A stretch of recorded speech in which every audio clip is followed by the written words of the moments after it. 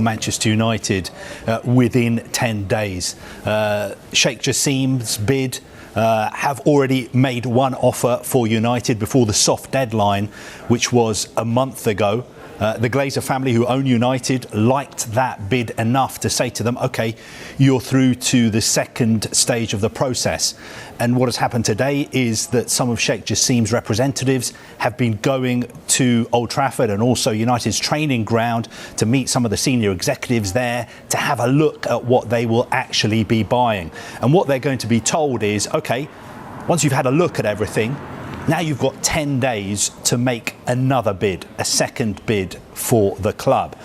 And I am very confident that they will make that second bid. And a source in the US is telling me this evening there should be no doubt at all that Sheikh Jasim wants to be the owner and custodian of United.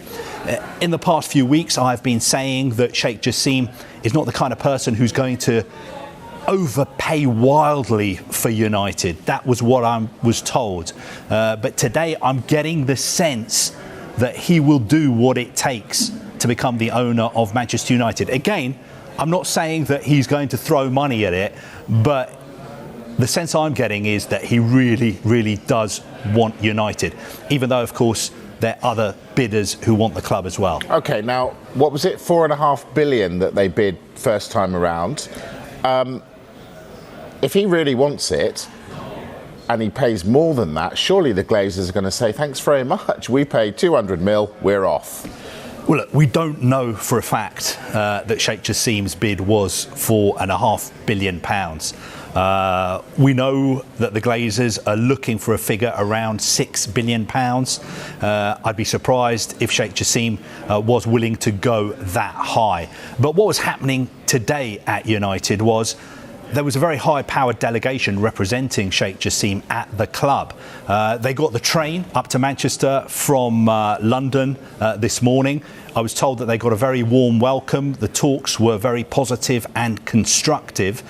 And what his team were really focusing on was the infrastructure. Old Trafford, the training ground. Also, they want to have a really good look at the youth development set up there, because that's something they want to invest money in. And also the women's team. That is a key concern for them going forward. Basically, what they were doing today is looking under the bonnet of what they were going to buy. They wanted to get a better understanding before they make this second bid. And look, second bids are not always higher. Sometimes people go and have a look at something and say, you know what, doesn't look as good as I thought it did. My second bid is going to be lower. But I would be surprised if that was the case in this instance. Now, you said there was a team representing Sheikh Jasim. So if he wants United so much, why wasn't he there? I thought you might ask me this question. Look, he's been to Manchester United before. The sense I'm getting is that he feels it's too early for him to go there now. He doesn't want to go there just for a photo opportunities. I think he will be there if his bid is selected as the preferred bidder. But as it is, he sent a top team of experts in finance, banking, property, law. For instance, he set up this foundation, the 9-2 Foundation, to buy the club. The president of that foundation, Shahzad Shabazz, was there. Also, one of his most senior advisors, Fadi Bakos, and also two managing directors from Bank of America, the bank who are advising him, Sam Powers and Yasir Shah. I think he just felt that now was not the right time. This stage is not the stage for the principals from the bid to get involved. That's his feeling. Of course, tomorrow we're going to see a principal visit Old Trafford. Sir Jim Ratcliffe from Ineos is going to be there, along with Sir Dave Brailsford, who is the Director of Sport at Ineos. So is the ball in their court then, given that there's going to be a second bid from the Qataris? Is the pressure on Sir Jim and his team? Look, I think what the Glazers, what Rain Group, the bank handling the sale, what they want is a bidding war. They want to play people off against each other to make sure that if the club is sold, it is sold for as much money as possible.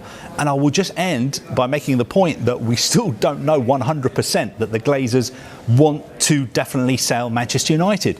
They may look at all the offers and think, you know what, we don't want to sell the club. What we want to do is sell just a minority stake or borrow some more money to redevelop Old Trafford. We don't know 100% that they definitely want to sell.